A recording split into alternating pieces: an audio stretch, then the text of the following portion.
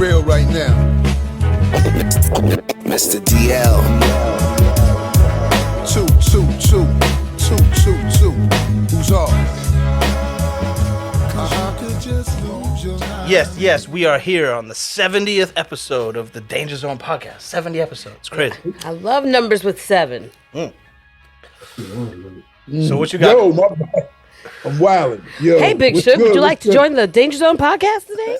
Yes, episode 70, man. You know what it is. You know what I mean? We're glad to be here. Tanya's back. DL's back. We all here. You know what I'm saying? What's good, yo? How y'all? I'm good. I went to see Janet Jackson on Friday. Janet Jackson and Ludacris with my sister, and at first I liked both artists, but at first I was like, that's a interesting lineup, you know, with just two artists. But Ludacris is, you know, even though he does have like massive hit records, he kind of is in essence a hype man. Who can hype a crowd of 20,000 people up for a Janet Jackson to come out and sing love songs, you know? So but man, I always like Luda's shit. Like he was Luda, good. To me, he was almost like he had a lot of similarities with Missy and Redman. Yellow. I thought he was Def Jam's new answer to Redman, where they were like, let's focus on this guy. He kind of has the same thing going on, and he's younger. I felt with the Missy thing, I felt that he was like physically comedic, like how shit that Missy would do, you know, said shit that he was doing physically, like, you know what I mean? So it was funny too, like, you know, so he could rhyme though. His style was his, and when you hear him, you know it was him. He had those, remember that video where he had the big arms and the big sneakers? Yeah. He came out. He came out dressed like that. It was kind of crazy. Oh yeah? Yeah. See, it was straight. He was holding a microphone and everything with those big ass arms. It looks wild.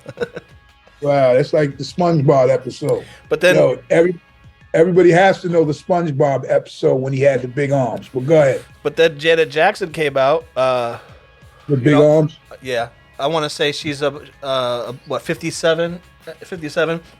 And although I would say it was a majority lip sync concert, and you know how they do it, these singers. What they do is they don't perform, they don't lip sync to their album cut. They re-record the song to and play that and sing to that while they're doing live. But when you go see a fucking Janet Jackson, you're not really going to see her sing. You're going to see a performance, and you can't sing and dance and do backflips and all this shit like people be doing and sing and not be out of breath.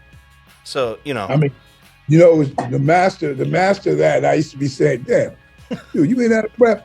Is fucking Chris Brown. You know what I mean? Because he be dancing his ass off, and then dudes be getting that. And then I would attribute to it sometimes to youth when you're young, because when I was younger, I could do a lot. I mean, I was jumping off speakers, like running across big, huge stages and keeping my shit, because it was a different, you know, young shape thing. Yeah. Now, man, I jump down on that stage. I'm gonna stay right there and get all my rhymes out. The EMT. I was like, you know, I mean, geez, like I just seen recently, when Genuine was doing a live performance. Did you see that? And he jumped on the stage and fell off it. No, I didn't see that. Dang. Yeah, it was a big thing. Now it kind of actually like brought him to the public eye, and he was making fun of himself. Like, yeah, I like to perform and bust my ass. I didn't even see it. Dang, I gotta look that boy jumped down and his shit fell off that shit, and they kept letting the music go. And I think he was singing from down there, but it just was what it was, you know.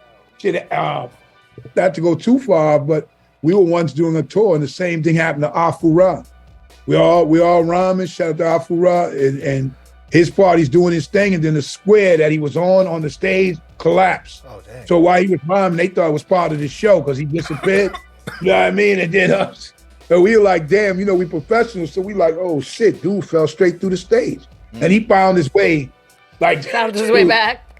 Yeah, they thought they were tailwhists anyway back then, him and Rue. They dudes was like karate masters type shit. So he made his way out from under the stage and got back on stage. But it was just wild. Like when we were rhyming and shit, all of a sudden dude said, poof. And people were cheering like they thought that was part of the shit. Till the crowd was like, damn, he ain't come right back up. But go ahead, man. Speaking of crowd surfing, I just saw Snow the Product. You know who she is? I love Snow the Product. Yeah. I just saw her crowd surfing, and it was just a bad idea. Like, just a bad idea for women to do that. Like, She got family that's in the business. Ain't nobody fucking with her. Yeah, no, but he's talking about fondulation. Yeah, fondling, sticking fingers in places, like that kind of shit. Like, so you can see it happening. Like she's on stage rapping, and another girl comes up behind her and starts tucking Snow the Product's hair into the back of her hoodie. You know what I'm saying? So because she don't want people to yank at her, and then she just jumps in the crowd, and I'm just like, all right, do you? But you know, it is dangerous for a woman to do that. I think. Do you remember do you remember the story if I told you about when Jeru did the walk on the crowd? Yeah, and they moved out. He walked over his entire fan base or something. Did you say that? Well, he got to do about 5 bodies before he fell down. No. I couldn't believe he told everybody you're gonna bend over, and I'm gonna walk on all y'all's backs. Yo, these motherfuckers bent over and connected. He got about 4 or 5 backs and he disappeared, right? Because he had Timberlands on. Ooh. Yo, dude were really on some. Some of us got sensitive backs. Is he a big guy? Let me tell you. Huh? Is he a bigger guy? He wasn't big, but it was the fact that he used to be kind of round. But he was about. He was oblong. He was about. Maybe he was 180 or something. Oh, okay. Okay, that's not bad. But he got Tim's on, and check it out, he's stepping on back. You said Tim's so they on got back. I'm like, they're bending over, and when he used to come out with a little cape. Dudes were all into themselves right around there. It was some wild shit. Oh, just that. He had a cape on, and he said, "What I'm gonna do next? Everybody right here is gonna bend over, and I'm gonna walk on y'all's backs all the way to the back of the to the room. There's place." I said, "Yo, dog. No, you ain't God for real, right?" The dude took the shit off, had the cape on, got about 4 bodies. The 5th one, boom. You know what I'm saying? But it was Lil Fame. It was Lil Fame when the crowd separated, and he kind of got fucked up. He kind of hurt his arm or some shit. You know what I mean? Because he jumped out the crowd serving. They said, "Oh boy." Yeah. Oh yeah, because I'm picturing Lil Fame in 2023.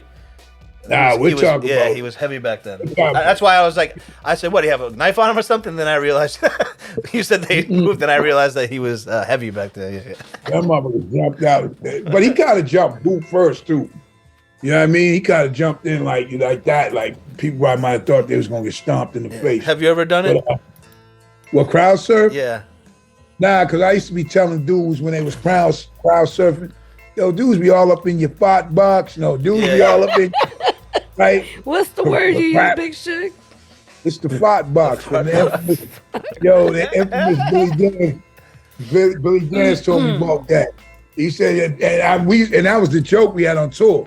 I said, because one time Preem went out, I said, oh, and I'm having fun. I'm on the mic like, oh shit, they all up in your fart box, right? And they passed Preem. Preem did it?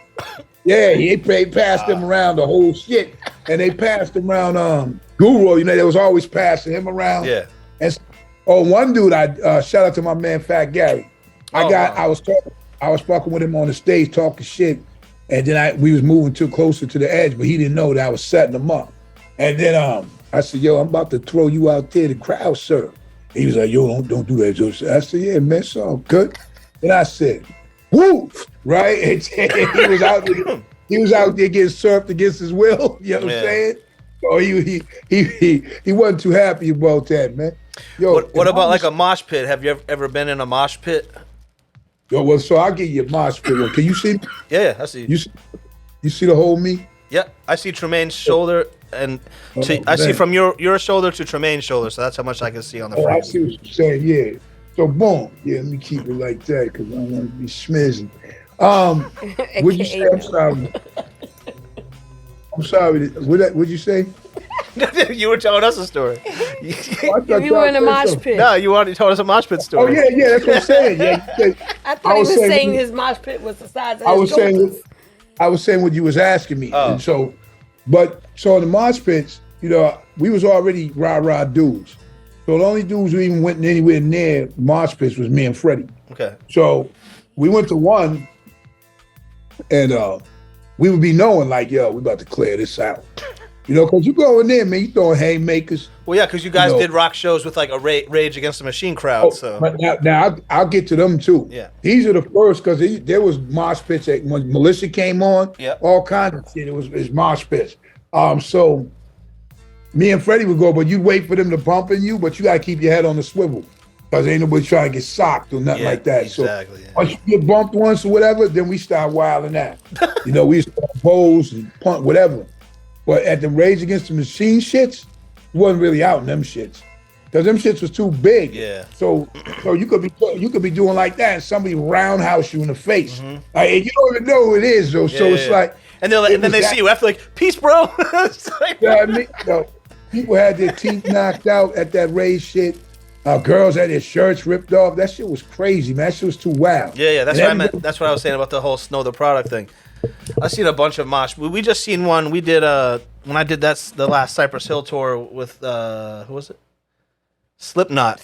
Slipknot had like the whole arena was a mosh pit. It was wild. Dude. I was like, holy shit. Yeah, I don't know their music, you know what I'm saying, but I know who they are. And they throw a great show. It was wild, dude. But yeah. When you go into some shit like that, you gotta be seeing shit. Yeah. The best thing is not even to go near it, because you will get dropped. Just imagine like you chilling and then you just get roundhoused in the face. Wow! Like you don't even know what to do. Like you're like, and this shit is hard. Or you get hit in areas that you ain't prepared for, like the back of your motherfucking neck with full force. You know what I mean? Yeah. Boom! Yeah, that shit ain't right, man. You know, so just observe. You know, but I mean, as we speaking about, music and Janet Jackson and such, you know, and singers, The Segway Master. We have to. Well, you got to ride that wave. It's better to ride that wave. Like I told you before, young master, it's better to ride the wave than to surf the shaft. You know what I'm saying? I don't know. I kind of like both. That's what I'm saying. But but you know, on another serious and also somber note, we lost the great Tina Turner today. Terrible. Man, Tina Turner, it seemed like she would live forever. But she was such an integral part. People knew her as Annie Mae Bullock. She grew up in the South, and she met Ike at a young age, and it was Ike and Tina Turner, and went on the road. And her life was chronicled in a movie, and it was pretty deep. But I grew up as, you know, being a child and observing them together, and then when she went solo and became so iconic, so humongous, so to speak. Yeah, she was just so great, because even today, when people have karaoke and that Rolling Stone comes on and she does that little dance like she does, people are still trying to do that. So that shows you that she was just so. But with rock and hyper music, we knew her about, and the way she was so elegant as well and so stylish, man. And just we lost a great one. We lost some good ones in this time, but you know, she was a great one. So rest in peace, Tina Turner. Danger Zone sending out, man, Rest love in and peace. blessings to your family. You know what I'm saying? She was a great woman. I was telling Deal that when I was little, I loved her so much. And I used to have her 45s that I told my mother that I wanted to change my name from Tanya to Tina. Word? What she said? She said no. I didn't realize this. It's funny, when all these people pass away, all this information comes up about them. I didn't realize she didn't even live in America. She lived in Switzerland. Yeah, for a while. Wasn't her husband? Yeah, I didn't know. Yeah, I love me some Tina. Because when I was even, she had a great career, and then she had like that comeback where she had the Pepsi the Hanes like legs commercial. Like I don't know if it was I think like pantyhose. She had amazing legs. Even at her age, she could rock it. She was strong. She was the woman. It was Pepsi. She had a Pepsi ad. So I know it's a cliche, but legends never die, and that music's not going anywhere. That music isn't going anywhere.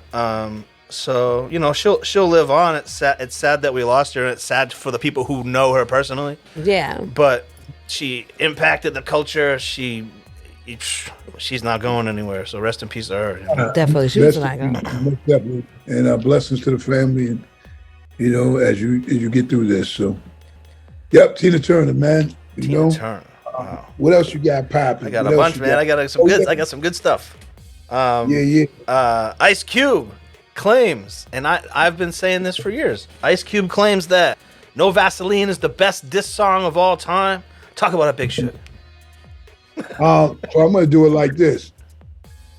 I like, the song No Vaseline. Yeah. But I still feel like, to me, the best one still to me is Ether. You know what I mean? Okay. Okay. Go ahead. That's me. Yeah. Like I like the No Vaseline joint. That one was he got at him. You know what I mean? Yeah. But it's like Ether was kind of almost like, I think because Nas's style wasn't hyper, it was just him basically telling dude, like, listen, the city was saying, like, I caught the comedy in both of them, but some of his shit just had me like, yo, this dude is crazy. Like, I think Ether's good. I don't have any issue with Ether. I think Ether's good. I personally think Jay-Z won that battle. But just the fact that there's a debate about did Jay-Z win, did Nas win? There's a debate. There is no debate.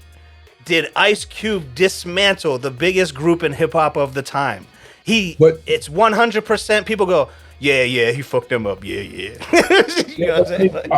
You could look at you could look at it too and be like 50 Cent, but every song he ever did fucked up Jeru.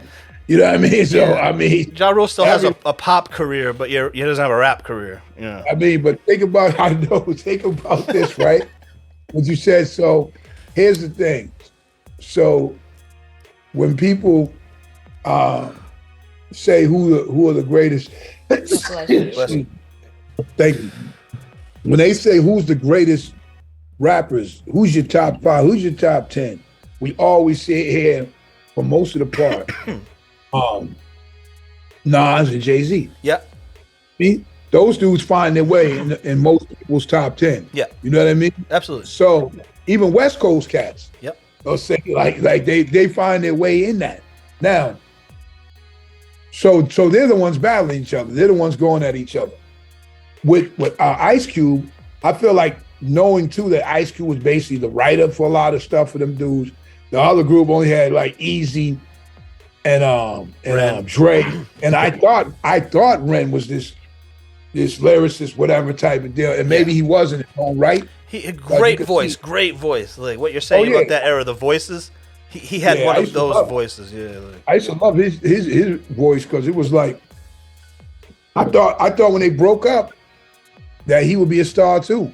You know what I mean? Because he he had no facial expression. He'd be all looking serious and stuff. You know what I mean? No facial expression. Like he was like Nate Dogg. See Nate Dogg? He could be singing any kind of way and always look, I got hoes. You know what I mean? Then you turn around and the dude's like, smoke weed every day. Yeah. But the face was the same all the time, man. You know what I'm saying? That's my boy, though, man. Nate Dogg, recipe. But I don't. He made He made certain shit that you wasn't gonna sing about sound good. Do you have a top 5? A top 5? Huh? Do you have a top 5 off the top of your head? Best diss songs in rap? I got hoes. No, but not. You know what's an underrated diss song? A very underrated diss song that most people don't even really realize is a diss song. But when you say, "Hey, this is a diss song," you hear it 100%. Dre Day is a huge diss record that people tend to forget. That entire record is an Eazy-E diss track. Well, so think about this though. Yeah, that's true. Yeah, that's true. Yeah, okay. Yeah, but you know what? Either way. Because of some of these videos, some of these shits was sillier than a motherfucker. You know what I mean? That's what made it. Like, it was like, yo, because like you couldn't have an Ether video. No. You know what I mean? Like, they didn't have that. Like, you know what I mean? And that was just mixtape era, New York mixtape era, just hit at the right moment. Ether, like, yeah. And the shit dude was like, yo, you know what I'm saying? I rock girls, y'all rock fellas. You know what I'm saying? I'm like, he just was saying shit. Dame Dash, Dame Dummy. Like, he was just roasting their whole shit. And then when he said, dude, you think the girls, something about the girls love you because, don't think they love you because you look good or something, whatever, but basically you up. Let me give you a hug type shit. He was killing. You got whiskers like a rat. That shit was like crazy. Yeah, I think it's good. I just think there's a record on the blueprint. Y'all think that he's TD Jake the rap vert? Oh, thank you. You know what I'm talking about? I don't know the name of the song. I'm terrible at song names, but I'll send you it later. But that record, Jay-Z basically, in my opinion, sits this dude down like his dad, and is like, hey, I know you're real good, son. You're great, son. But hey, check this out. And I think that's better than Ether, but the beat isn't good. I love Ether, man. But Ether, you know, Ether beat's crazy. I think Ether. Okay, yeah, that's what I'm saying. Take the words out, and even the way it comes on. Yeah. Fuck Jay-Z. Like that's like letting you know from the rap. Yeah. Like the jump. It's like, oh shit. It's and they got the deep voice, like, you know what I'm saying. And then I remember I was there when Nas said, "I'm never doing this song. I'm not gonna perform this song again." Yeah. So this is the last time. Summer Jam Worcester or something. Central. Oh no, Worcester. Oh. Nah, the Worcester Central right over there. You know, I was oh shit, and I don't think he did after that. You know what I mean? But that song was so hot. See, that's another thing too. These diss records will be hits. You know what I mean? It wasn't even like it was just whatever. It was a hit record. You know what I'm saying? Because if you think about it, the Tupac and Mobb Deep and them with those diss records that they had did. Those shits was kind of out, but people don't talk about them really like that. Yeah, and then like Hit 'Em Up is always brought up in conversation. Oh, it's the best hit record, but like, damn it, that song's like 7 minutes long, and Tupac has the only good verse. Yeah. So it's like the rest of it's just guys you've never heard of dissing Biggie for some reason. Yeah, man. You know what I'm saying? I got $100 in a piece of pork in New York. But to stick on Ice Cube, one last thing with Ice Cube, actually two last things. Ice Cube has said that if anyone puts a record out using his voice with AI technology, he's going to sue them. As every artist should. Yeah. And I was saying, so here's what I was saying before. Excuse me. The two things. So either you take that stance like he does, or you take the other coward stance with dudes like, whoa, you know, let me get 100% of this, public and doing this and whatever, and they're paying you, then that kills it. So we'll start with it. If they all maintain this position, it'll be great. But then all it takes that one or two, you know what I mean? That wants to sell cocaine instead of taking land. And them two is it. But yo, we probably need to holler at somebody, man. I just realized. Yeah, but one last thing, we'll holler at him right now. You can send that message. But one last thing about Ice Cube, drum roll, please. Ice Cube will be performing in the Boston TD Garden with Cypress Hill on July 24th or 5th. I don't know which day, but we'll be in the building. So I think I'll be there too. I think I'll be in there too. Yeah, for sure, 100%.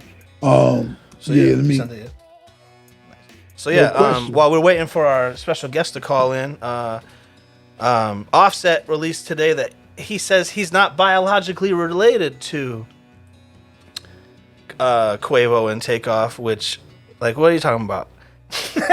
What's going on there now? But I don't know. Like, I think that's just clickbait to announce this. I think it's kind of like, I like the Migos, but I feel it in bad taste to say something like that to clickbait your album after your cousin or brother or whatever the fuck just died.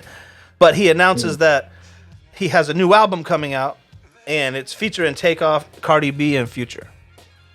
So we got some Takeoff shit in the cut. And the last thing that I had for hip hop was DJ Envy and Rick Ross keep going at it. Oh, what are they fighting about now? I guess they have like car show beef. They both do car shows. I think that's what it stems from. Okay. I mean, well, what it actually started is NBA, I guess, on the show or something said that Rick Ross Airbnb's his crib out. You know what I mean? His house. And I guess he didn't take that kindly, and we started a little tip and tat right there. I know he rents it out for sure, but he rents it out, not defending Rick Ross, but he rents it out for fucking movies. Yeah, it doesn't even matter. Like, it's just for something, I don't know, for whatever reason. They shot the new Coming to America. The Palace in Coming to America 2 is Rick Ross's house. That's what they say. Yeah. So then he says, he says, he's cracking on the fact that Rick Ross was CO, and he was dressed up on the Breakfast Club show as a police officer. You know, had the belt. Yeah, it was kind of corn chips, but you know, it is what it is. So he was trying to be funny about it, and he said that him being a CO is the same as Tekashi 6ix9ine being a that they're the same. Yeah. Which to me, I disagree with those jobs, but it is what it is. But yeah, so you know, I think they're adjacent. I think those jobs are very adjacent. Yo. All right, yeah, what's good, man? What's good, man? Hell yeah. Long time, brother. You know, safe and sound, you know? We are here. Yo, I'm over here cooking. I'm a little bit twizzy. I'm like, oh, wow, I got to do a Zoom with Big Shug.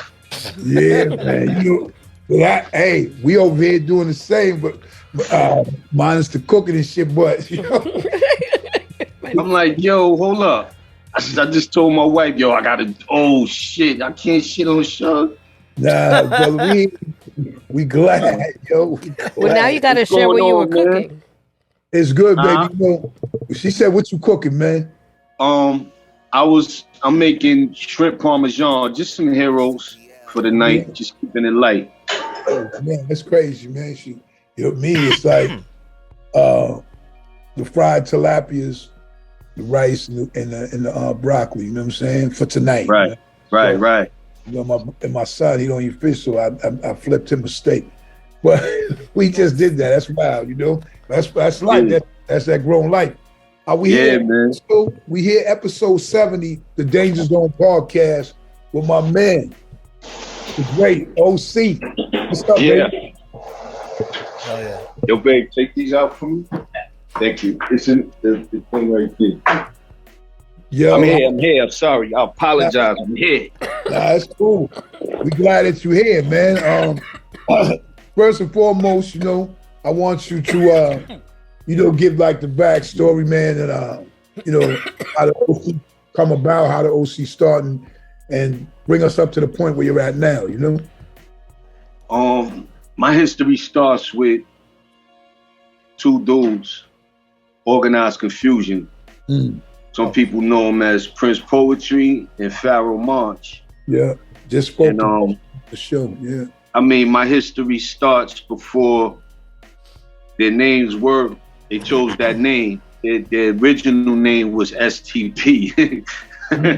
Like the oil? Yeah, simply too positive, man. Yeah, okay. And, right before they got their deal, you know, legal shut that down. Yeah. STP got at them and was like, nah. It's not happening. And so I go back as far as 89, 88 with them dudes when they was grinding.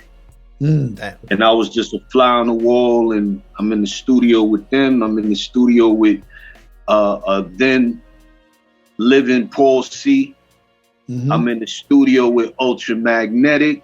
I'm in the studio with Super Lover C. Casanova Rudd. I'm in the studio with Large Professor. Actually looks the same. He looked the same 30 years ago today. Yeah, man, that's why he had the salt and pepper head when he was in his teens. You know what I'm saying? So yeah, man, crazy. Yeah, that's fucking. I was in my studio too with the bars on it. I was in that studio with bars right at the time. 12.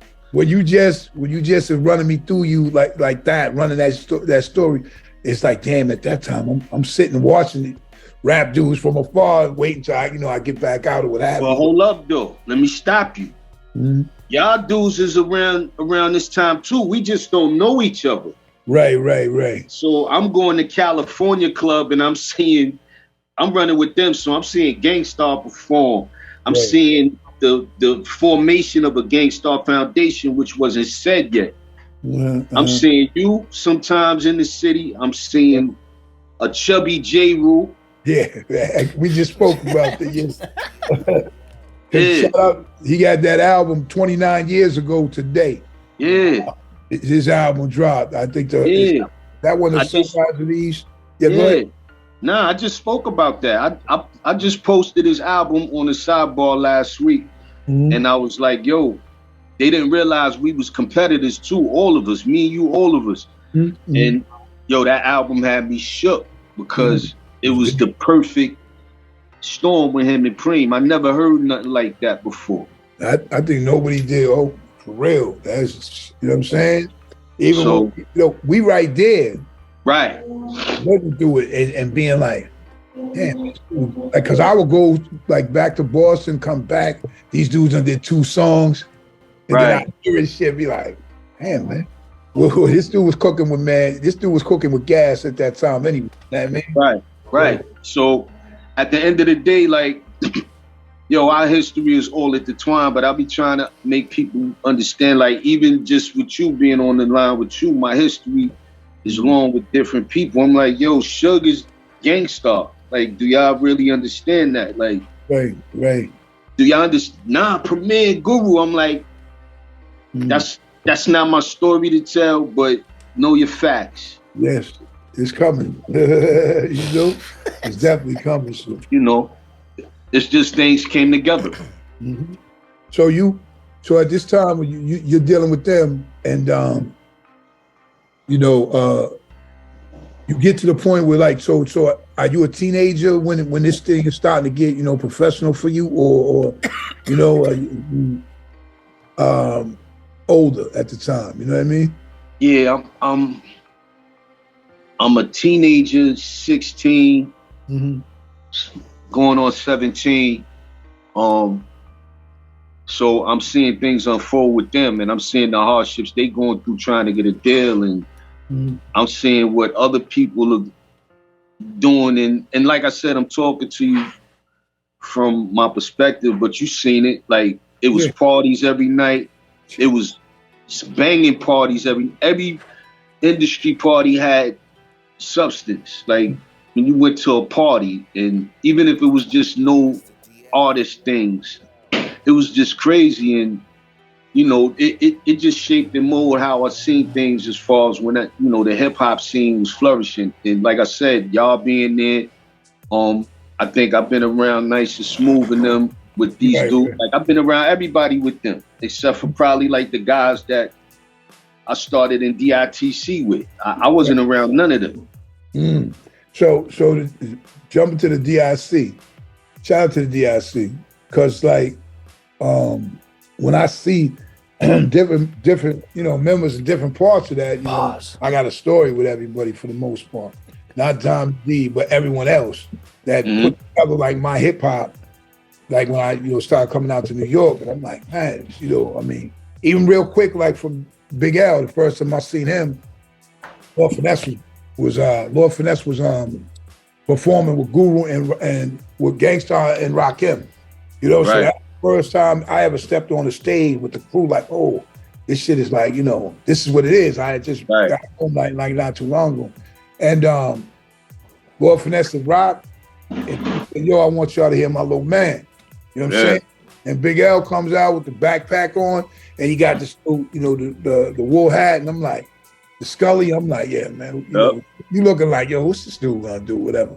No, that dude went off. Like right there, like I said, oh, that little backpack dude is fly. Like this shit was crazy, you know what I mean? So, and I seen that was my part, just a part, it's the 8 million stories, but that's just a part of my hip hop. When I was going to New York, what was going on, like everybody was around everybody. Right. So it's like, you know, when I met you though, even really more so if we fast forward to the point, was your name always OC? Always OC. Our fool was OC as well, right? Right. I mean, I know that it's your initials. Yeah. You know what I mean? That's my first and last name. So right. You know, I know that. My initials, but I remember Guru saying it on the record. OC. Like, he wasn't talking about me, he was talking about our fool. Yeah. When I came there, they was calling him dude.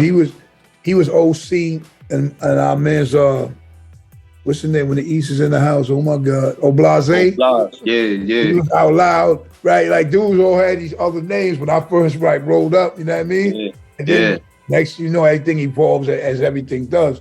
But you were still OC. And then I remember when first hearing the joint and how you connected in with Payday, that Patrick scene and all that, you know what I mean? Yeah. And I was like, yo, the joint just had me. I don't even know from verbatim, but the vitamins, the niacin and all that line right there.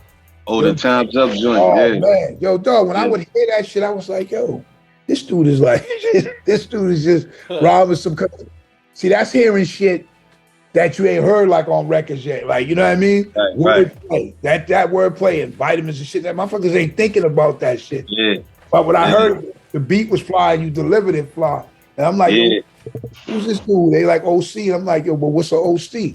You know what I mean? Because dudes is trying to find out. And I was a little snap dude anyway. So then next, Dave was with you. You know what I'm saying? Man, shout out to him. I met Dave through Rue. Dave through Rue at the New Music Seminar. That's how I met Dave. You know what I'm saying? Y'all had the ill video too you had the ill video was it in Cuba? Lucia. Yeah. Man, I was like, you shot the video in Cuba? Nah, in St. Lucia. Oh, okay. That still was, yo, dude, it was still dope. It was like Islanders. It was like, I wanted to be y'all just for that trip. You know what I mean? Like, yo, that trip was scary, man. How'd that come about? How'd that come about? Benny Boom, Nick Quested, they shot the video. Unknown Benny Boom back then. Yeah, that's crazy. What year was this? Sorry, what year? This is 97. Damn, wow. So, it was just real poor on the island. And it was like 30 minutes from Puerto Rico, but I never been to St. Lucia. So when we went there, we brought out all the Hennessy on the island. I love it. I had jewelry on, so that was the wrong thing. Yeah, no doubt. I had a neck full of jewelry on, and it was like a Western, a spaghetti Western. Everybody stopped when I came on the street. Because I had a ton of jewelry on my neck, diamonds and gold, and we looked at each other and was like, I said, I'm gonna go back to the hotel, man. You know what I mean? I'm gonna take this shit off. This ain't even.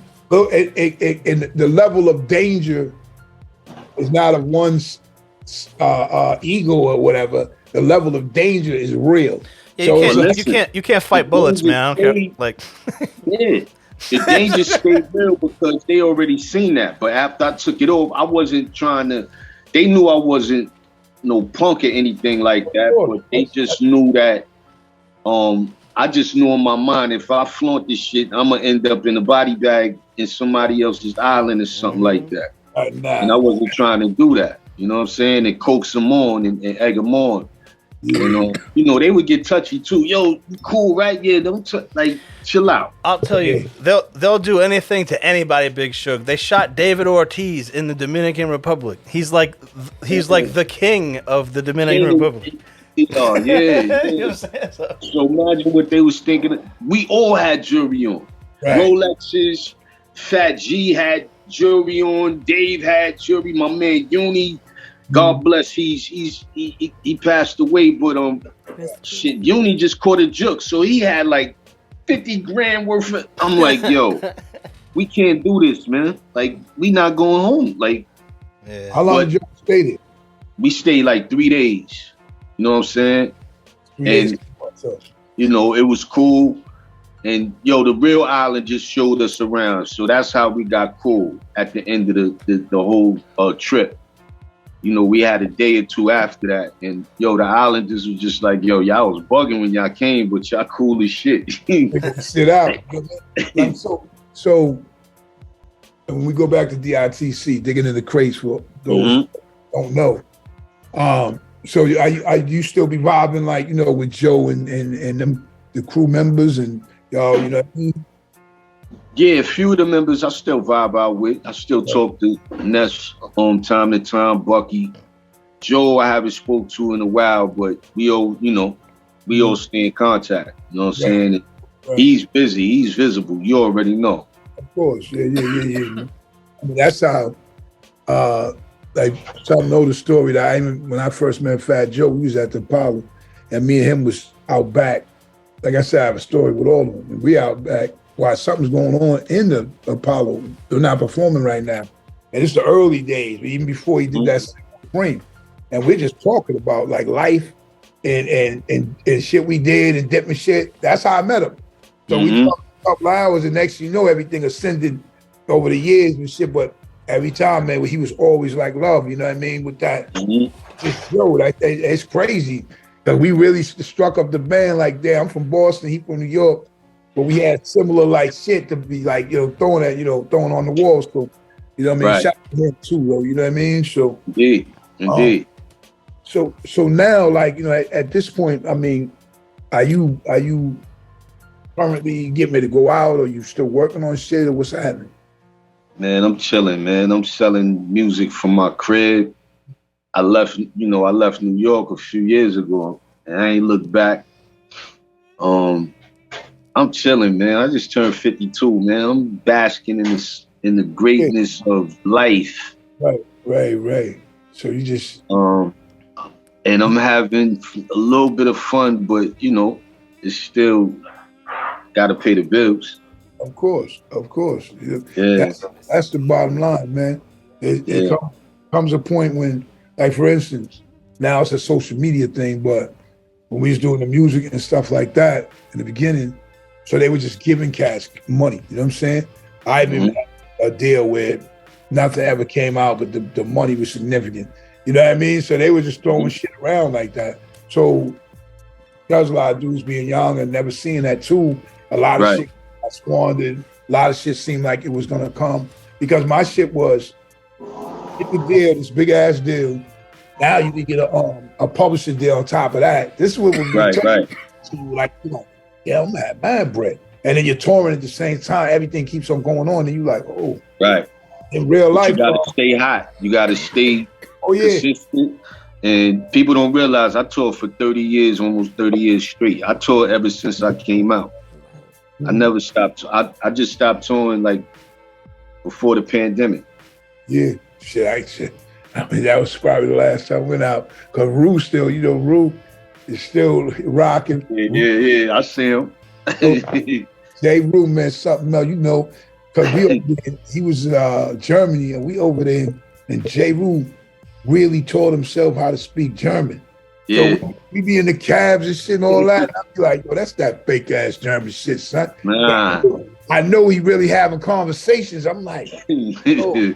And then, so you can't never shun that wisdom. You see what I'm saying? Like, I know that dude is smart as hell. Like, you know what I mean? I'm like, he taught him. I'm talking about real German, not even that one word. Like, nah, he was out there for Dolo. Yeah, I know. I'm going to launch. No. We got to take that back, though. Our Fu was out there first. Oh, yo, hold up. In Europe for like 20 years by himself. He's in the Czech. He got about 20 kids out there. No, but he in the Czech. He in the Czech Republic. Yo. I ain't want to say all that, but I know. That's my man. And like, yo, first of all, you can't never go out on no tour that he put together. Oh, man. Nah, I ain't never did no shit with him, but he used to pop up in cities, Shug. Like, I used to be somewhere, and I'm like, yo, is that niggas like, yo, that's our food. Yo, I'll be somewhere in Istanbul. Like, I know. You for real. I'm like, our food? Nah. Yo, the crazy shit about us, so our food always wanted, like just recently, our food always wanted as much bread as possible. So, man, we got rooms, we got whatever. He'd be like, yo, I'm gonna catch the bus and I'm gonna go so-and-so. And I'd be like, yo, we taking the rooms, whatever. And then I see our food, like, we're over here, I don't know, it's this part of Germany. Then he's over here in Spain, like, well, we're supposed to be next. I'm like, this dude, man, them dudes embraced it. Embraced it. So he's can't do it, man. It's that's not even my thing over there. Like, I love visiting. Don't get me wrong, and doing the cities and stuff, but to live is a whole nother. You have to learn languages. I mean, them dudes, man, come on, they Brooklyn dudes. It shows you dudes being cosmopolitan like that, right? He's a Brooklyn dude. Yeah, he gonna go to Europe. and we live in it. I ain't gonna blow nobody up, but somebody we both know mutually is in Zurich. I think I know what that is. And he's been out there for years, Brooklyn dude. But he ain't go back. He ain't come back to the States because he had mad trouble out here. But he ain't been back since. But he make I was like, yo, how you living like this, man? You living like a renegade. But he made me like 10 grand in one night. Hey, I'm all good. You know what I mean? I said, yo, how you living like this, man? He like, nah, come on, man. Oh, it's like being home. It's like being home. And I'm like, no, it's not. It's not like being, but he was like, yo, I got 2 songs for you to do. All you got to do is 12 bars and this. And I'm like, yo, I don't do that really. But he was like, 10. I was like, oh, hold up. I do that. Okay, hold on. Let me think about this. Hold on. So I played the tough bullshit, act like I wasn't going to do it. And of course I did it. He was like, he threw it up. Hey, y'all looking like little 2 M&Ms over there. Y'all want to say something, man? 2 M&Ms? 2 M&Ms we check. I like my squad is all M&M'd up. We're listening. Which one am I? Oh, I know what one I am. They got them new white M&Ms. They got them new white M&Ms in the blue bag. I don't eat them shits, but they almond joints. Oh, I think Go ahead. Yo, you forgot, man. I stood around you while you done snap niggas out the room, made niggas tear up, all kind of shit. How many times y'all be hearing that shit? You see what I'm saying? I used to be in the room. I'm like, yo, me and Shug is a big motherfucker, man. Me and him gonna have to, cause he killing niggas right now. Those niggas be eyes, you know how you try to keep your eyes wide so you don't cry? He said so you don't cry. He's serious as shit though. Hey, especially Brooklyn dudes, cause they would try to be not looking like, some dudes do that little tight mouth whisper, stop talking about me. Right? Yeah. I used to like, I'm out, man. This nigga, he got this nigga tight and he ready to fight, but he looking at Shug like Shug is too big for the bullshit. Kass once said, out of all lines, the people who know Kass when he said, I know you want to step to me, kid, but you be like, damn, Chris is kind of big. I'm like, that shit was so real. I never forgot it because he big. You know? So he said, you probably want to fuck me up. Then you be like, hold on, man. You know what I'm saying? We got to do something else here. You know what I mean? So I done seen you roast niggas nonstop. And I'm like, yo, I'm going to follow him downstairs. Like, I don't know where that's going. Like, his feelings hurt. Like, it's true. Yeah. You know what? And Shug got the face that if you don't know him, he just Shug. He's just Shug. If you don't know. Hey, let me tell you, right? We would really like, how many you see how people come on this show from different walks of the rap life and they be telling the same shit, man. Saying, yo, man, this dude done roasted someone out with it. And then I don't really be thinking about it like that until so many people be like, damn, man. And you know what? And it's not only with some shit in your laughs, but motherfuckers actually had a good time too. So they like, damn, we was just like, we had True Master on there. He was speaking about it. You know what I mean? Where like, and I had shit about him because they used to call him Baz. Did you know Baz? Yeah, I know him. Yeah, so he had they call him Shabazz, but I think his name was Derek or something. And I remember his moms was calling him that, and dudes was trying to be like, yo, don't call me that. Don't call me that right now. You know what I mean? So yeah. You do sit at the dinner table? Huh? Nah, I just sat back down. That shit look like you just sat down at the table. Like, nah, I'm on my porch, man. I'm about to eat these shrimps. Damn it. Like, is it nice out? Yeah, hold on. Let me see if I can flip it around real quick. This way I'm at. I'm a country boy now. Nice. Listen, man. You got deer back there. You got skunks when it takes the garbage out, all that shit. You got raccoons. Yo, you got raccoons with names. Leroy. Okay. Come get one of these shrimp heroes real quick. Yeah, man. You crazy. I should have been came down here 20 years ago. Shit. You know what it does mentally and for your life. You know what I mean? So it's like, yo, speaking of that too, man, have you ever, Mr. Dave, have you ever seen him again? I haven't seen him like Dave. Yeah, that was his dude's nickname, man. He finessed. Me and G haven't spoke to him. Yo, honestly, me and G don't want to talk to him, man. That's what I'm about to say. I'm like, man, I never know whatever happened to him. And I just like, wow, last time he was riding the wave with you, and then, I mean, not at all. Like, no more vision. I haven't seen him in over 25 years. You forgot I started calling him Don King, right? So he had the Don King shit going on. Yeah, man. Dave was, that was my nigga. I love for him, but he was definitely school of Don King, man. Like he was nice. He was shy. One time he found a platinum ring real quick and gave it to G. And G was like, yo, he was rocking that. He said, I saw Dave gave you that shit? Oh, shit. Then he came back like a few months later. He was like, yo, let me get that. And I said, yo, you gave it back? Oh, you know what I mean? And I'm like, yo, and he gave it back to him. I was like, wow. This motherfucker, he went from high on the hog, man, low on the dog. I mean, his shit was his shit. Wow. Yo, man. I got stories on niggas that, we all do, but it's just certain things you just don't talk about. You know what I'm saying? Of course. Him? Yeah. Like, nigga, leave me alone. Like, long alone. Like, stay far. Like, I think when Guru passed, that's the last time I heard from him. And I'm like, yo, how you get my number and why you calling me? Why you ain't calling the crew? That's what I'm saying. You part of Gang Starr Foundation. Why you can't call these niggas? I know we talked to him, man. I mean, shit, like I said, over 25. He's on that album cover, back of an album cover. No.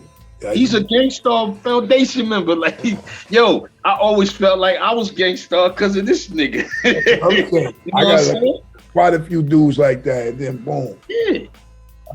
You do. But so listen, go ahead, Chef. I'm sorry. I had a question. As a kid back in the day, I used to argue with my friends about how you guys came up with your name, DITC.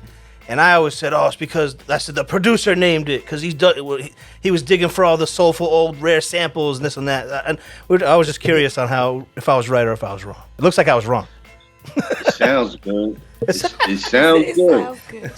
But that's not what happened. It is Cap. Go ahead. I believe Showbiz and Diamond D started DITC. And, they started DITC Records a long time ago. Like, so you would have to ask them the story. Plus, they grew up together. Okay. Diamond and Show and Finesse and Joe grew up together, yeah. And me and Buck is from the other side. Elle is from downtown Harlem, and I'm from downtown Brooklyn and Queens. It's crazy too because like Showbiz. Shout out to Showbiz too, because like all this was like my growth coming to New York hip hop, and I just remember the mastery which we spoke on before when Premier did the remix. What's that song, DL? Next Level. Yeah, Next Level. Yo, let me tell you something. So I'm right there. Me and Preem, it's my man. We hanging out. And he's putting that shit. I said, yo, what's that beat? Because being around, you always was like, I'm in the crew, like maybe I can get that. You see what I'm saying? And then you be like, and I went on to see the classes they became, but I was like, oh, that shit is dope. What is it? He says a remix, for Showbiz and AG. And I was like, and it actually took it to the next level. It took it to the next level. For real. That the original. It took it somewhere else. That shit was like, I hear it right now. Showbiz. You know what I mean? I mean, that was my shit, like still. And even a lot of times, man, chilling out with Show, because Show would be around a lot back at that time. And everybody was around. Like you said, everybody was around each other. All of us. At the tunnels, at the club, wherever studio, running to this studio that you think's way on the other side, somewhere near the Brooklyn. Yeah. And you be like, yo, what you doing there? You know what I mean? It's like, that's really how that shit was. I always tell a story that one time we were in the Greenwich. We was, I forget, man, the Village or something over there. And we got out to go to McDonald's. Like me and Goo, I got out to get the McDonald's. Before it was all said and done, in front of this McDonald's, it was Run DMC, all them. It was Heavy D, LL Cool J. Like, and it was crazy because you wonder why the traffic got mad heavy at that time. Right at that moment. Yeah, you realize, I'm like, yo, I'm on the sidewalk. We all on the side. I'm talking about just chilling in front of McDonald's, like talking shit. But Goo had set it up because Preem set it off because Preem wasn't there. So it was just me and Guru. But that's the power he had too, where it was like, motherfuckers was literally driving up on this McDonald's out. No, we ain't bought no types of cheeseburgers. Motherfuckers, they stood in front of that motherfucker, was like, I said, yo, this is a hip hop shit. And then it was log jam, the traffic. So then I realized, you know what I'm saying? But I always tell people not to cut you off, that yo, it's a hierarchy to this shit.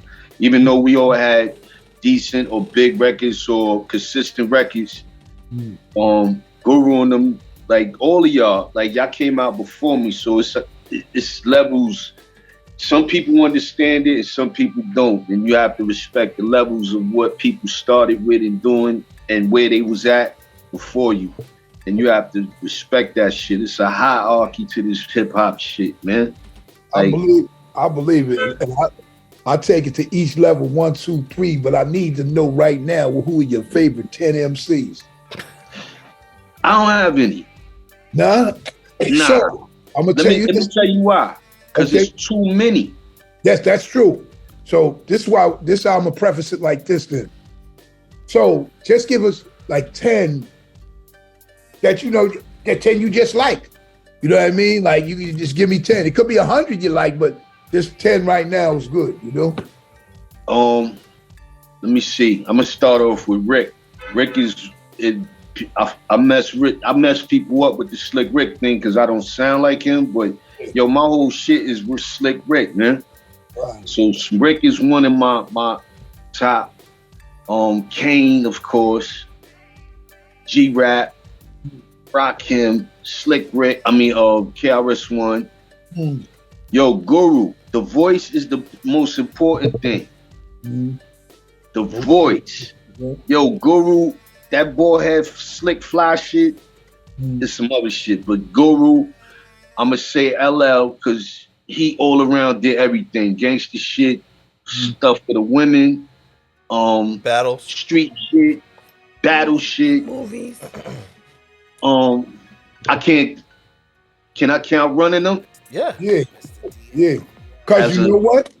When you went to see them younger, that's what we said. I'm gonna running them. You know what I mean? Running them all day. Yeah, go ahead. Tomorrow. Yo, I lived in Southside Queens too. This is what people don't understand. So I was around.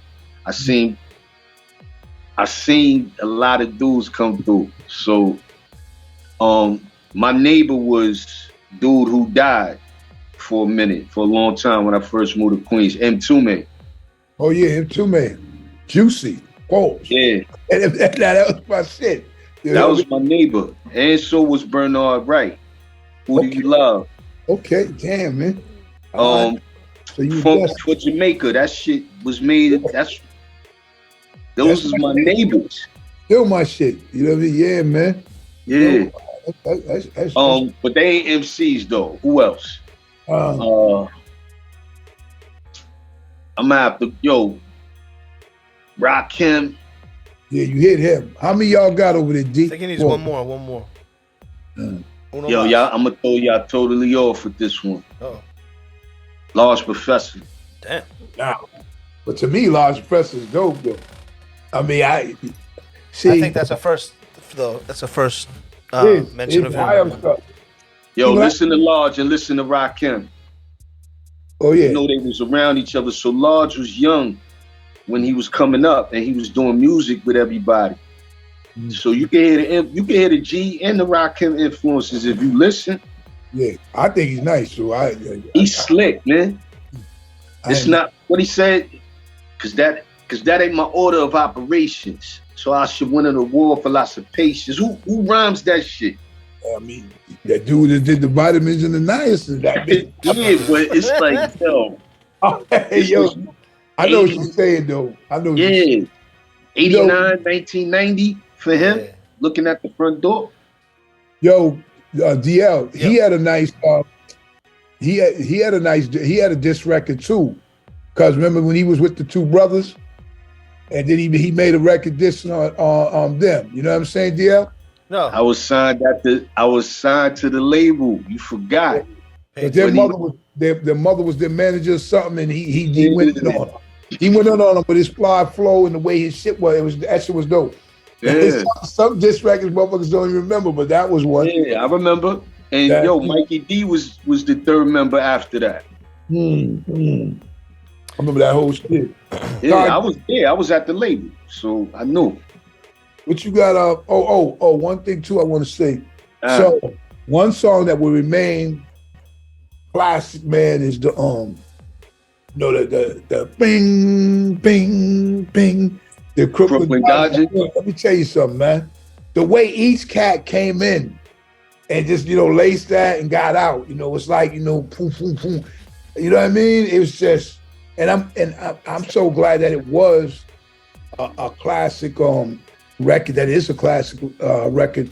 But how did you get to be on that, and how did that come about? That was Freddie. Okay. That was Freddie. Freddie put that together. Me and Rue was bubbling, and somebody else wanted Chub Rock on it or something like that, or it was a toss up. But that was Preem all day. Preem had to. Come on, man. You asking me shit you know already. Like, I gotta let the world hear it. Preem is the vision. Making music. Preem, you can't. He's not giving you a beat. He's gonna do it on the spot. We came in and did the record, listened to the record, what he had put together, and Chubb did his thing in like 5 minutes, and me and Rue had to come back the next couple of days. Chubb, oh man, that so classic. Chubb did his thing in 5 minutes. I'm sure. Then he had to leave, and me and Rue took a couple of days, and Preem was a little mad behind that shit too, because he was like, yo, you gonna how y'all not gonna have your shit done? We like, yo, we ain't know he was just gonna come in and do this shit like that. We couldn't just do it. You had to go, you know what I mean? We had to go back, Yo, he had rhymes on cock. Cause he did that shit in 5-10 minutes, man. Oh, I know that shit, man. Yo. And he's one of my favorites still. Chubb is a beast.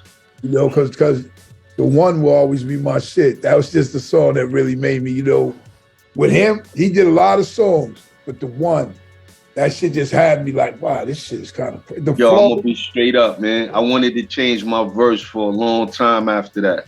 Oh, yeah? It's tight, baby. Nah, man. Yo, Chubb, me, Rule was even a little like, it's cool. But I'm like, yo, y'all sandwich me in front, like y'all sandwich me. And then Rule takes, the beginning or the end of the record. Right. Is the most important if you're gonna rock. Right. And Rule did his thing and Chubb did his thing for a long time. I'm telling y'all something that I never mentioned. Like, I was like, if these niggas gave me another verse, I'll eat. I'm gonna eat this shit. There ain't no question. Man, Lil Tanya. Ate that shit. I think Rue and Chubb ate it. I take the L on that. It's cool. I don't think so, man. I think everybody floating in there like, right now I hear the bing, bing. It sound like I'm making a railroad track. You know what I'm saying? It's like, that y'all come in, you know what I'm saying? But, Chubb, man. And then, one thing about Chubb Rock, too, if y'all ever heard him, he talk like how he sound. He talk just like how he sound. Where you rap? Okay. Hey, he said, y'all can finish. We can do something. I knew he told me back in the day. I said, yo, I was like, yo, we got to do a record or something. He said, we definitely do something. I'm like, and I was like, I ain't fucking with you. Right after that, he fucking retired. I was like, oh shit. Nah, he still get busy to this day. Oh yeah, dude. Listen. First of I'm all, not bullshitting. First of all, anybody go to a motherfucking black wedding or one of them parties where everybody might be maybe over 30, late 30s, early 40s, you want to hear treat them right. Every time. Hold up. Ain't chubbing them is like Q Dogs or something like. They do shows. They've been doing shows longer than me. He been doing shows longer than me. Chubb stayed doing a bar mitzvah or something. Yeah, and he big and he be dancing. He be dancing around shit, man. He got a lot of energy, man. He was hip hop for real. You know what I'm saying? But no bullshit. He does. He do. Niggas be like, them bar mitzvah. I'm like, you know how much they pay at a bar mitzvah on me? Whatever they bought. Whatever they like, my son wants you to be here. It's gonna cost. I was paid once for a party, but a family that was out in Newton, like ridiculous money just to come through there and take pictures and shell. Like, you know what I mean? You my son's favorite artist. You know what I mean? And whatever. 30. Oh yeah, no doubt I'll be there. No question. Yeah. And they don't realize that you one of them lyrics told him to throw his parents off the porch. Now, boss, other shit. They don't know what. I don't know what they listen to today, man. They crazy. Speaking of, go ahead, man. Speaking of crazy lyrics, throwing your parents off the porch and all that stuff, how did you end up? I know this is old. This is a few years old and everything, but how did you end up getting an NPR Tiny Desk concert? I want to know. I thought that was crazy. That was like 3 years ago, right? It's a while ago. Yeah, that was like 3-4 years ago. That was my homegirl Abby actually ran it. I didn't know what NPR was either. Oh no shit. And you have to get invited on there, and so a couple of people called me, yo, you want to do NPR? I'm like, nah, I'm good. They're like, what? It's a huge platform. Yeah. They like, yo, you don't, nah, hold on. Oh, like, think about this. And I'm like, think about what? They like, NPR is the biggest. I'm like, I don't know what that shit is, man. Like, what is it? So I told them no. Somebody else called me. In March, Farrell called me and was like, yo, you have to do that spot if they ask you. And I was like, why? He was like, just because. Like, this is a privilege, man. Like, and I'm like, all right. Like, and then she called me and we had history together. And yo, you never piss people off, man, because they never forget about that shit. And I never pissed her off. She actually worked for the label when I put out my third album in California. We met before. I didn't remember her, but I was nice to her. Speaking of being in California, do a lot of people in California think you're from California because of your name? Nah. Nobody never thought I was from Cali, but you know, I was out there quite often in the early 90s. All of us was, you know what I'm saying? Shug and Clue. Everybody was out there. But let me tell you, we'd be out in Cali, not to cut you, but we'd be out in Cali for like 4 days. Like the way it's set up, you might have had a California tour.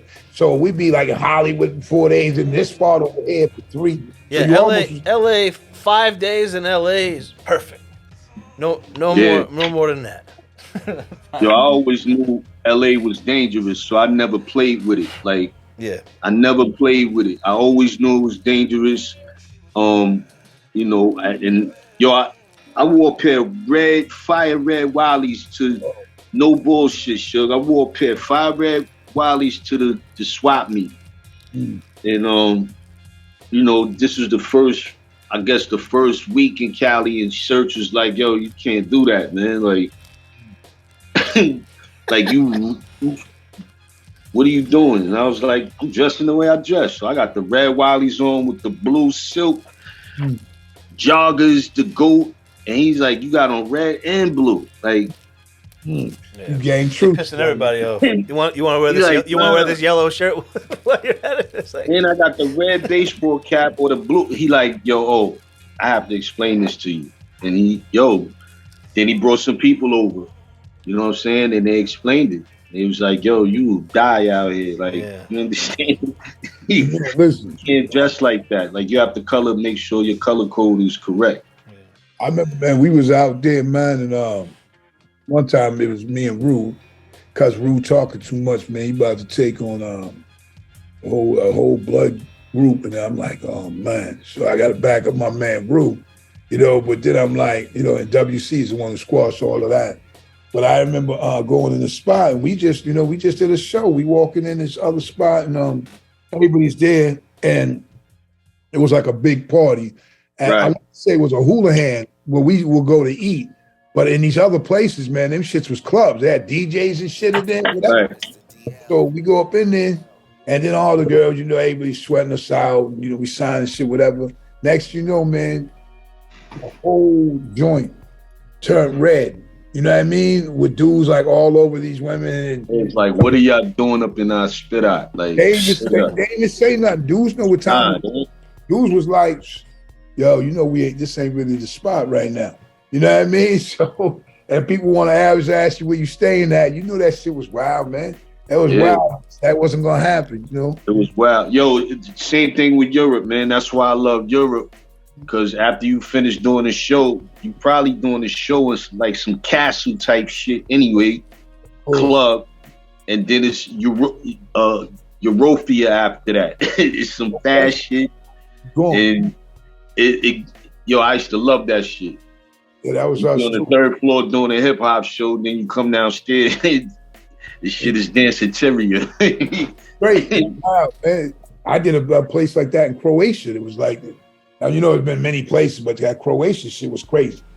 Croatia shit, and then out back is all these people out here. One thing on that, though, too, is funny, because Jeru was like, yo, we got a show. We in France. And he's like, yo, we got a show on a boat. I said, what you mean, yo? It's still like a boat, like a cruise? And he said, nah, the boat is, docked. And I said, oh, so this boat's like a club? So we go to, I forget what it's called, but we go to the boat. Shit's big as hell, right? Yeah. And now you go inside, it's ill. We're doing sound check. I'm like, well, this is kind of ill, because it had a real, floor and bars and everything. And so what happens when the thing gets full, the boat sinks down to like the level of the little windows and shit. So shit. This was really wild. He had explained it to me, but sometimes, man, New York cats and even Brooklyn more, like dudes be embellishing the shit out of some shit. Yo, Shug, you know what I'm saying? You go in here, right? Boom. Once we get in here, I'm like, yo, okay, dog. You know what I mean? So it's like Jeru trying to make it seem like eating tofu was good. Like way back then. Now they do a million things with tofu, but back then, he really tried to get convincing. You know what I'm saying? And I was like, dude told me and Rue used to argue, but it was friendly. Yeah. But he used to tell me he could climb down the side of a building when he was doing all that karate shit. And I was like, yeah. Hey, that's funny too, because my brother, I said this, I said to him and Afu, right? Check it. I said to him and Afu, listen, why don't y'all just use that karate on me, right? And if that shit don't work, we'll go get your money back. You know what I mean?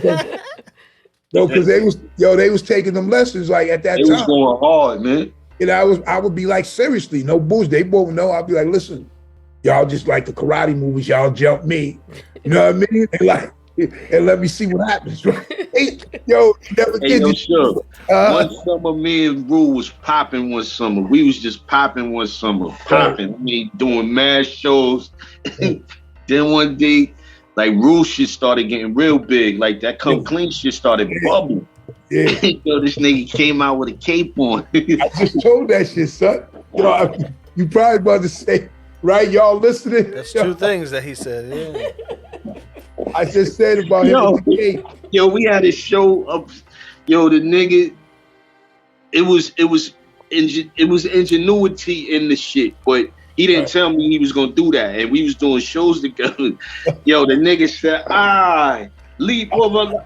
I know. I said, oh shit, this nigga got a colorful cape. Yes, that's what I'm saying, man. Like the red, black, and green cape. Am I lying? Yeah, no, I just to say he used to be having that cape. Terrible. And He thought he was a superhero because the records was big. Yeah, I mean, so that sounds terrible, man. And he had a cult. Yo, he had a cult too because he would be like, he had the perverted monks is what they were called. Yeah. And there was a whole bunch of dudes who ride bikes around Brooklyn.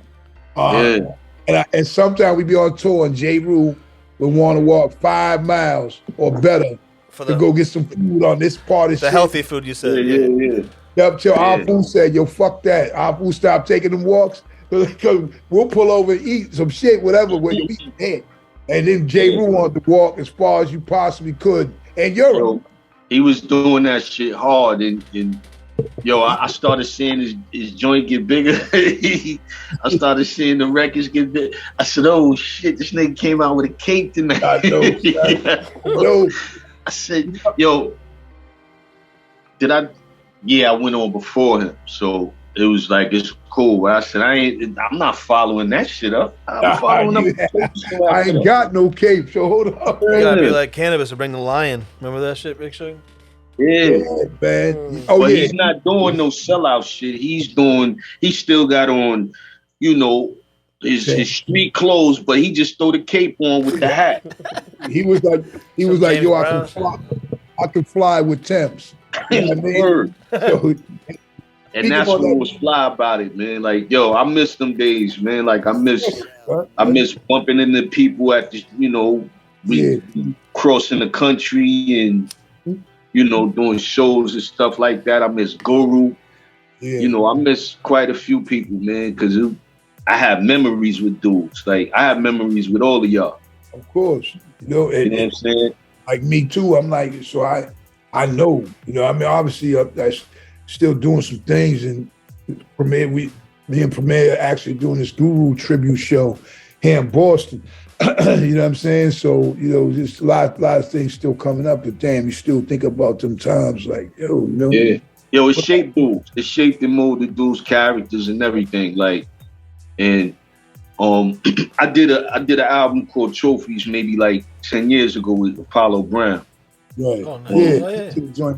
And, yo, when I went to Detroit, I had the music for about a month or two. So you know how we do. We would pre-write the stuff before we actually went in the studios when we was young. I just said that, bro. That's funny. So I was ready when I went up there, and I finished the album the same night I got there. So the nigga was tight. The engineer was tight because he like, yo, I had this shit booked for a week, but I knocked the whole 15 songs out in 6 hours. Right. I say all that to say, I'm like, yo, I ain't the only one that do that shit. Everybody from my era do that shit. Like, y'all just don't follow up and see what we did or what we've been doing. But I'm like, yo, everybody in D&D could do what I do. Sure. Not like you. You had your own little niche, but we all did. We did, but all of us, when we made music, Shug, we made, like, niggas don't know how MOP make music. I'm like, yo, them niggas is amazing how they make records. Y'all wouldn't believe it. Don't you got to be around each other all the time either. They can come in and boom. That's how Guru and Premier work. Come in and be like, boom, this is it. Then they. I never knew he wrote out titles prior to that. I never knew that. Like, Cream told me that, and I was like, word. He was like, yeah, he would have the whole album ready. So when we started out as a group, which was him and I, that's what we would do too, right? Just titles of songs. So when I went away, he kept that same format as far as, that's how we went. So let's write a song about this. Let's write this. You know what I mean? So it was dope to see him continue that. But yo, Tanya, you got something over there? Yeah, I wanted to know, what are the new artists that you're listening to right now? She just gonna put me on the spot. Crickets. I ain't listening to nobody. I'm straight up. Not because I don't want to. I'm just like, yo, I'm on some nature boy shit right now. Like, I'm the music. Put it like this: the music left a sour taste for a while. Not because it did anything to me, but I just never sat back and just, was I just never sat back and see what we had in front of us. This shit was a gift. You know what I'm saying? Yeah. So I almost squandered it. Mm-hmm. I don't know if that makes sense. It does. And it always gave to me, man. I never asked for the music. It always gave to me. That's how I say it's a gift. Mm-hmm. And I just don't listen to music now. Like, I listen to old shit. Yeah. I got that little XM in my whip, and I be on all that. I go from I love the old shit, man. Reggae shit. Then I go to 90s, 80s, 90s, because you know we just so many stuff. Me and then I go Soul Town too on 40. Yeah, I be me on and that. Tanya just saw the Temptations, and we just watched the Temptations and the Four Tops last week. So yeah, we're on that. Listen, I ain't knocking the young cats. I ain't knocking none of it. They doing what they supposed to be doing. But for me, I think some things ain't for all of our ears. Like, you know, it's a different generation. Like, some things they just not with, and some things I'm just not with. Yeah. I saw you with RJ Payne. Right? I saw you with RJ Payne on a record, didn't I? Yeah, no doubt. Yeah. But I mean, yo, some of it is just not. It's not music. It's just music. It's no lyrics. Yeah. We all come from a format of, you know, songwriting, MCing, and if it ain't, I could do the shit some of these dudes is doing, but I'm not knocking. Right. This is their generation. They supposed to do what they do. Oh yeah. That's facts. Yo, so first and foremost, man, like I want to appreciate you coming through. We all do actually. You know what I mean, to chop it up a little bit and see what's good with OC and Yo, you better stop playing, man. You got a story. Yo, I know a bit of your, I know a piece of your story. I told niggas I'm the fly on the wall. I seen shit. Yeah, man. You know, I seen it. I seen things. I seen Guru. I've seen Guru and Preem upset at each other. I seen them make an album and mad at each other, and shit came out crazy. And yo, right, it's coming though. It's coming though, for real. I seen this shit. Shug is part of this shit. People don't know the piece you play, man. Like, it's a big part you play. And I seen it. Of course. So this ain't, yo, I'm just a part of your story, man. The world's about to see it, man, too, because that's funny how we chopping on that and how deep we are into that right now. But like I said. But I thank you for just even reaching out to me, man. I missed you, man. I ain't seen you in years. You too, brother. I know, that's what I'm saying. Long time no see. It's good to see the God, man, the brother, you know. So Tanya, you got that question over there. I know what you're sitting on it for. Oh, see, what are your socials? Let everybody know. What are your socials? Listen, why you always gotta mess with me, Big Shug? Hold on, I'm over here sick, working. Hey, we gotta run it back now because Tanya got because that first boss is like, what are you talking? Peter Brady shit. Hey, I've been drinking some seltzer. Hey, D. When it's time to change. I did. That's what it was. Hard party. That was that shit for real, son. But go ahead. What are your socials? Let the people know they can follow you. DITC is my Instagram. The real O Sizzle is my Twitter. Listen, I'm a fly on the wall. OC at DITC and the real O Sizzle is the Twitter.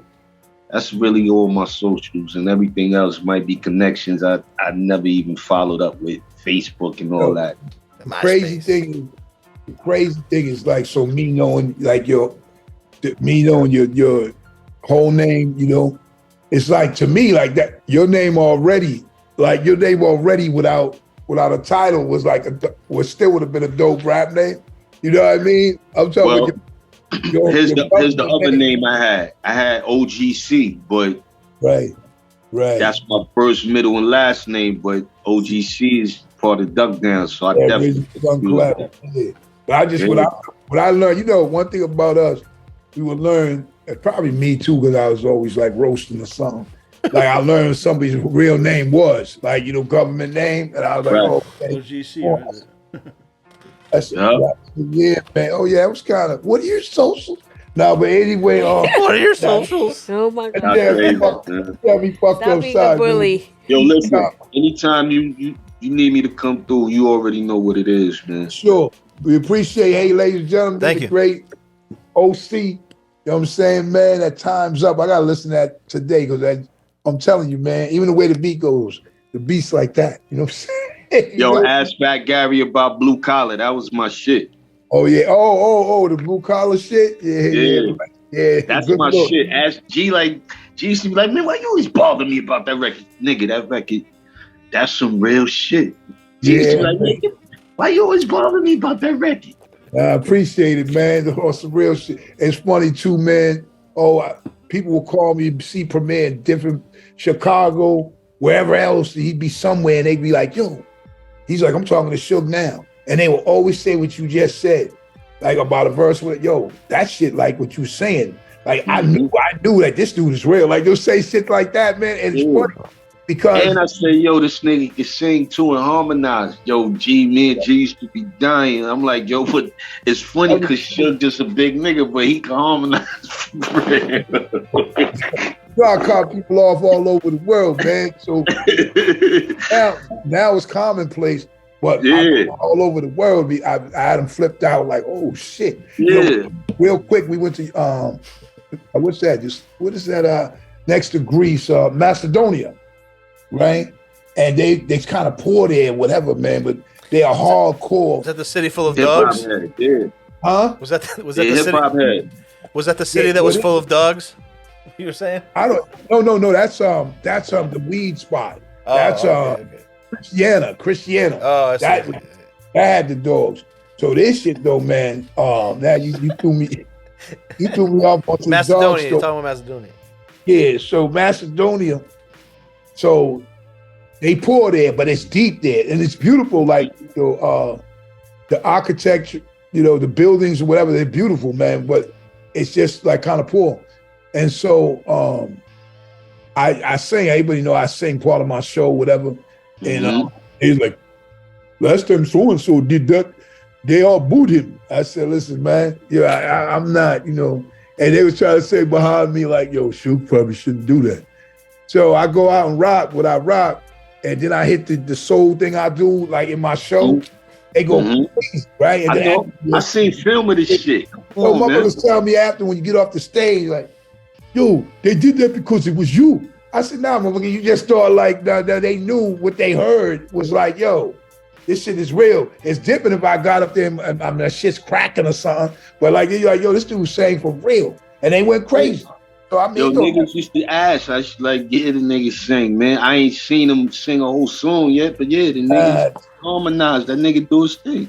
Yeah, niggas, we come from different cloths, man. I humble pie all day, but sometimes we gotta kick the pie and just be like, yo, I am who I am. I'm Shug, I'm OC, I'm whoever. You know what I'm saying? Because we put a lot of shit on the table, man. Original, man.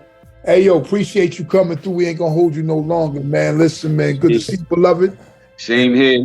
Thank y'all for having me, man. Like I said, just get at me whenever you need me. Sure, 100%. Thank you, man. All right. Thank you. Enjoy, y'all. Hell yeah. Yeah, for sure. Yeah. So, make sure you guys hit that like button, subscribe, ring the bell, wherever you're watching, wherever you're listening. This is the Danger Zone podcast, and I'm pretty sure we're at that time of the week, right, Shug? What are your socials? What are your socials? I can't help it. I had to talk for a minute. Hey, yo, you have to keep over here. You have to keep that one. You see how I always pull it out? Because I'm at that part of the interview, so I said, damn, Tanya ain't saying nothing. So that's why I always will go, yo, what you got to say something over there? You know what I mean? Like, we out. Yep. So, is it that time of the week, or are we ready? Yeah. First and foremost, before they do that, let me just rip real quick with some sports.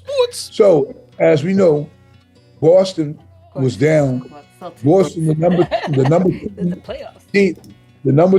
number two team in the NBA this past season, was suspected to do a lot more, but they're down. They were down 0-3 to Miami, 2 at home and 1 on the road.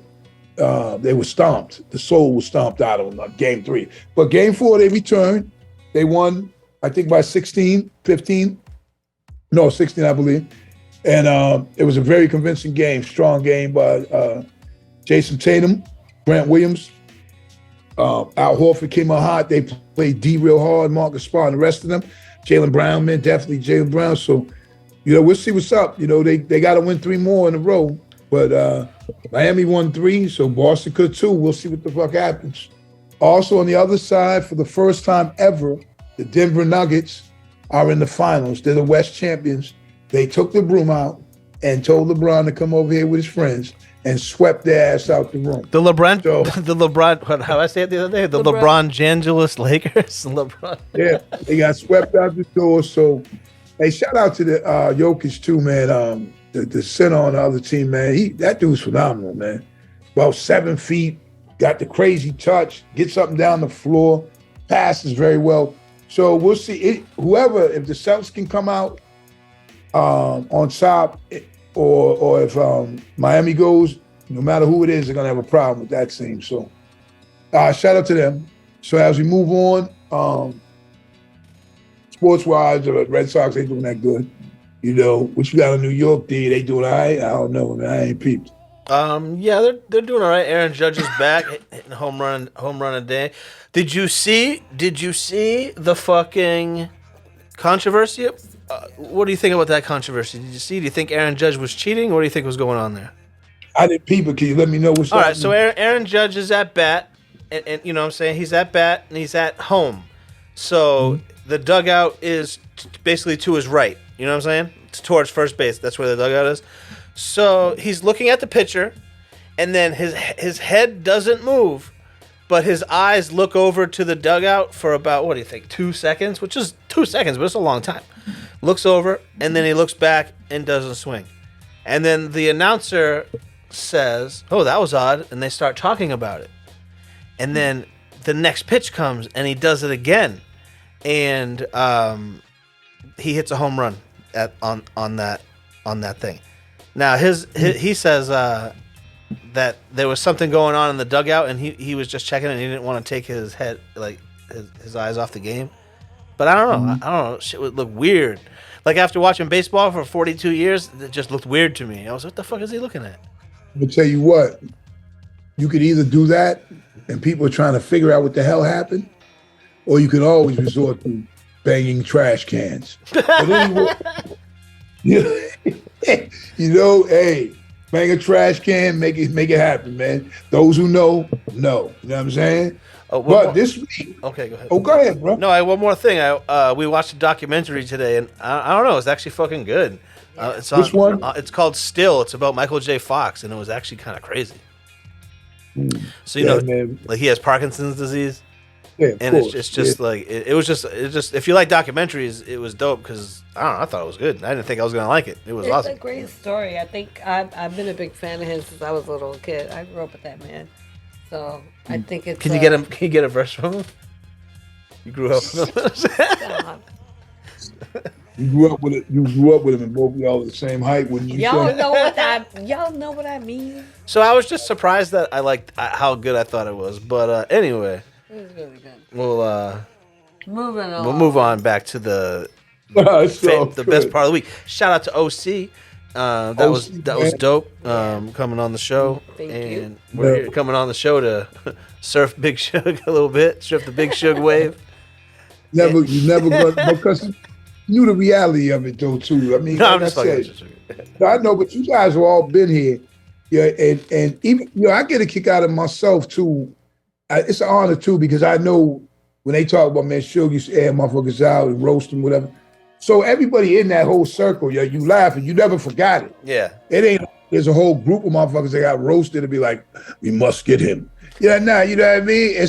You never forget really funny things. Like you'll remember them forever. And even if you don't think you remember it, someone will be like, yo, remember that night Big Shug made fun of Patrick Ewing? And you'd be like, oh my God, I forgot all about that. And then it's funny all over again. You know what I'm saying?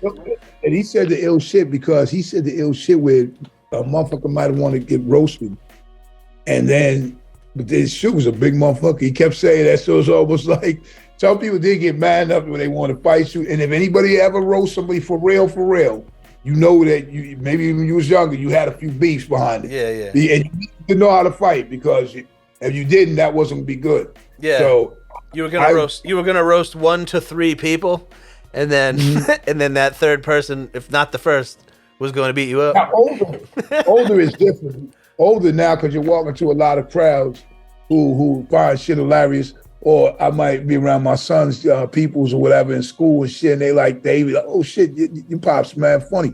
You know what I mean? On like that. Yeah. So, but so this week, are you ready for? Guess what we have in store? It's Stupid as He's, right? Oh yeah, it's that time of the week. That's not the name of the segment. Say Stupid right. as hell. Stupid as hell. Stupid as hell. You want some Deja on Pog Hass? La zona del peligro. What? Peregrino? What was it? I didn't say nothing about that. Papagenos. I thought her was Papagenos, and I'm ready. What? Y'all don't want to Papagenos? No, she said something in Spanish and it sounded like that. So. No, Parico. No, what is it? Yeah. Okay, so this week, stupid as hell. A city councilman. Hey, yo, hold on. A city councilman in Rhode Island was caught sleeping behind the wheel of his car with crack pipe in his pocket. On his lap. On his lap. Man. In his hand. The arrest, all color video shows the councilman asleep with a crack pipe before officers wake him. Right? So he's in the car, knocked out with the pipe. Probably took a monster hit. Probably wasn't even out. He was high. A concerned passerby had seen Matthew Riley and called police. Police also found a bag of cocaine at the scene. Even officers seemed to be shocked by what they found. You're a councilman in Cranston smoking crack with crack on you. What do you think the constituents, so I'm wilding, would say? And officer asked Riley, body cam footage shows. Riley told him he had smoked crack earlier at his home after being clean for 13 years. So he relapsed. Damn. Due to a bad divorce. Riley, who is an attorney, also resigned as chairman of the Cranston Republican Party. So, we're doing good, buddy. Councilman Matthew Riley is this week's stupid as hell. Because number one, you're in the sight as a councilman. Number two, you obviously took a hit of crack that knocked you on your ass and you're passed out, you couldn't even get it out of your lap. And you're a councilman. So this week's stupid as hell is Michael Riley.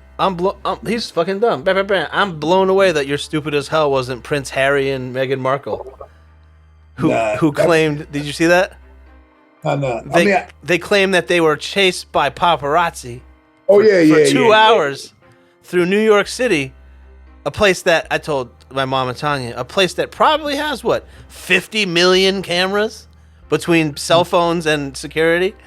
And there's not a frame of footage of this happening. Oh, think about it. It's like the Jussie Smollett thing all over again. Is that, years ago, y'all know about the Boston Marathon, right? Yeah. So one woman ran the Boston Marathon. Then she got on a bike in the middle, rode towards the end, and jumped on the trolley with her bike. And then she went to the end of the race like she won. They was giving her trophies or whatever, I forget her name. And then they found out on the trail that she had rode a bike a certain way and then put the bike on the trolley. Yeah. Can you imagine that shit, man? You know what I mean? And this wasn't even social media, and they found that shit out. Yes, I thought that was gonna be it. Yeah. No, that's not it. Do you win money? Do you win money if you win the marathon? Yeah. You get like 100. First of all, at one point it was 100,000. It's higher than that now. 100,000 and a Mercedes.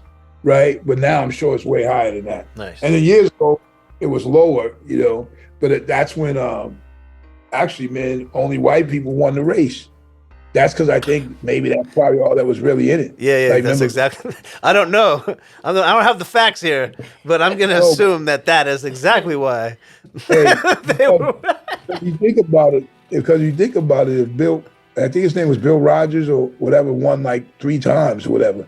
Then once they opened it wider and people coming from Kenya most of the time and other parts, they trained differently and they went in for. I think man, might have been many years. Might have been one American to win in the past probably 30 years or something. I think I'm no scientist, but I think a lot of it has to do with those people in Africa. They're training to run a marathon in 120-degree weather, and they show up here and they're like, it's 55 degrees. Oh hell yeah!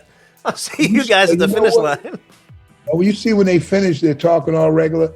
They're not even out of breath. Yeah, it's crazy. You know what I mean? You're like, wow, these motherfuckers ain't even out of breath. You know, they're talking this shit. So they've been doing that for months wherever they're at. Yeah. You know, come here and this is nothing. They're like running at Heartbreak shit. I just walked up something similar to Heartbreak Hill and was like, damn. I was like, wait a minute. I'm walking, son. I wasn't running nowhere. I was like, shit. Because, I'm one of them dudes, I won't get the Uber or in a cab, whatever, with my car. Has to be fixed. I'll walk to the next one. I'm cool. I figure you get your exercise in like that too. Get your steps. This walk, I was like, yo. It ain't like back in the day when you just was flying cabs. Yeah. I'm like, I'm stuck. Now, mind you, I didn't think about but the ebbs and flows was crazy up in that shit. That shit was like, right when you're ready to just wait, damn it, just flat ground the rest of the way, I'm good. Then you get You know what I mean? It was like 3 miles or better, man. It was crazy. I just did it. On the way, you see a whole bunch of fucking nip bottles thrown out the window shit. You see all kinds of crazy shit, dead cats on their back. I mean, that shit. I'm like, dead cats. Hey, years ago, man, right? Yo, rest in peace to my mom, but I went to Atlanta and I worked in Lenox Mall, man, and my mom was like, yo, she picked me up all the time. I just got to Atlanta, so she lived in I think East Point or something like that, Northeast or one of them. And so this was like 9 miles away from where I worked, might have been more. So she said one night that I'm not gonna come to get you. You can get home. I'm like, what you mean? I don't know this way. What are you talking about? She's like, yo, you get home. And I said, so now I gotta walk, this far. Maybe it's 9 miles, maybe it's 10. I gotta walk, and it's dark. And there was some killings like this guy named Wayne Williams. He was, they blamed him for the killings. People don't too much believe that today. You know what I'm saying? But that was happening at the time. Yeah. And this is pitch black, me walking 9 miles plus home. And I'm like, damn, man, so okay. And then I'm walking, and then I hear, the owl, straight, ooh. I'm like, oh. 9 miles is a troop, man. I'm like, wait a minute, dude, I'm not even, no cap. I'm walking. So then I'm mad. I'm walking brisk too. That's that young 19-year-old shit. You know what I mean? So then I know the piss walk. Yeah, I'm going for 9 miles. So I go, ooh. I hear the ooh. Then I walk by next to this wall. I turn to the right. It's the biggest owl I ever seen in my life. And you don't be seeing owls. Yeah, you know what I mean? So he was big and wide as shit. I was like, yo, that motherfucker said, ooh. I said, not me. No, but I just kept walking. But it was wild because, when they fly, they look crazy. Yeah. You ever see that fly? Yeah. They're nocturnal, so if you see an owl, it's fucking dark. They fly crazy. It looks like your clock just started flying. Do you want to get terrified, bro? Look up a picture of baby owls. They're terrifying looking. They're upside down. Right? They're terrifying. It's so crazy. One of my friends just returned. His name is Lowbat. Oh, Lowbat's back? All right. Well, we'll leave it there on episode 70 of the Danger Zone podcast. No, it's not. It's my friend Lowbat, but we about to get out of here anyway. Lowbat. Hey, that was that stupid shit back in the pager days. People be like, "Who's Lowbat?" You be like, "Who?" You know what I'm saying? Until you realize it's low battery. You know what I mean? Anyway, man, shout out to what kind of cookies in them? Pagers. If it didn't have 69 at the end, I was not calling it back. Yo, Tate. Yo, shout out to Tate's cookies, yo. These shits is mad good. Okay, yo, try them. But you can eat the hell out of them because they're thin. You know what I'm saying? You know what I mean? Instead of having 2 fat cookies, I had 13 skinny ones. Hey, that's what I'm saying. Like those stupid ass thins, the Oreo thins. Like, come on, man. Wait, so are those like a Trader Joe's store, or is it like the regular supermarket? No. That's regular. That's regular. But it's like, when you see the thin Oreos and shit. So why are they thin? You're gonna eat a whole bunch of them shits. Yeah. I mean, that's the way it is. It's like shrimp. When there's a bunch of shrimp in a plate, people who eat shrimp, they say, let me have 1 shrimp or 2. Man, you will go shrimping. Do you want? You know what I'm saying? Do you want 1 dinosaur chicken nugget? I'm allergic, so I'm not gonna have Yeah, that's what I'm saying. Yeah. All right, well, that was a good one. Yo, listen, I'm out of here, man. I'm gonna eat this Tate cookie. Oh shit! All right, hell yeah. I'm gonna eat this Tate cookie. Yo, episode 70 in the books. 70. I appreciate y'all. Remember, excuses have no purpose, so don't make them. Don't make them. When we grow, we glow. And listen, hey, rest in peace to Tina Turner once again. And remember, life has an expiration date. So as we live, man, whatever we're doing, enjoy it day to day. You know what I'm saying? Try to do more today than you did yesterday and try to progress. That's all we can do because any day could be the last one. Hell yeah. Shout out Peace. to all y'all. Appreciate y'all. On my dark days. On my dark days, I chopped crack on the regular. Ran up in spots and clapped on the regular. Took big fat ass stacks from the register. No matter how hard they tried, they still couldn't measure them. Hard I